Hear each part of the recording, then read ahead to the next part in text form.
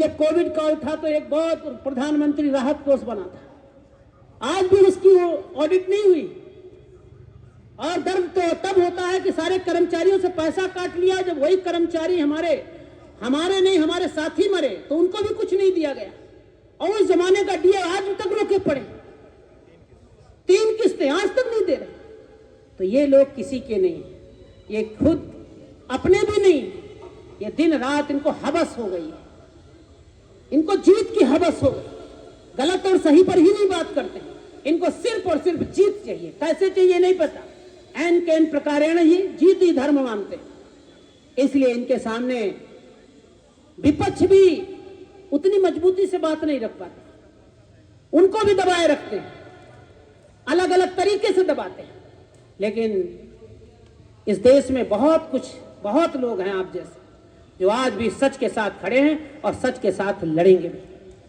और उसमें सबसे जीता जागता उदाहरण आप सभी लोग हैं और हमारे आप सबके नेता, कर्मचारी नेता। ये बात मैं इसलिए कहना चाहता हूं कि हम गांव में रहते हैं, हम गांव के रहने वाले हैं। हम जानते हैं कि हमारे माता पिता कितने संघर्ष करके हम लोगों को पढ़ाने के लिए शहर भेजे।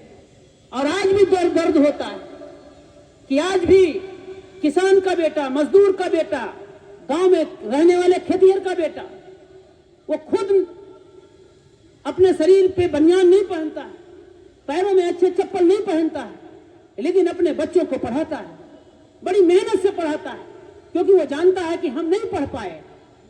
जब वो शहर आता है या शहर से दूर जाता है तो देखता है कि पढ़े लिखे लोगों की जरूरत है। वास्तव में पढ़े लिखे बगैर इंसान नहीं है, इसलिए बड़ी मेहनत करके, दूसरी मजदूरी करके, अपने 2 जून की रोटी त्याग करके पढ़ाता है। लेकिन आपने कभी विचार किया है कि उस बच्चे को पढ़ाने में उसने बड़ी संघर्ष करके पढ़ा भी ले गया, बीए करा ले गया या बीटेक करा ले गया या एमए करा ले गया, एमटेक करा ले गया।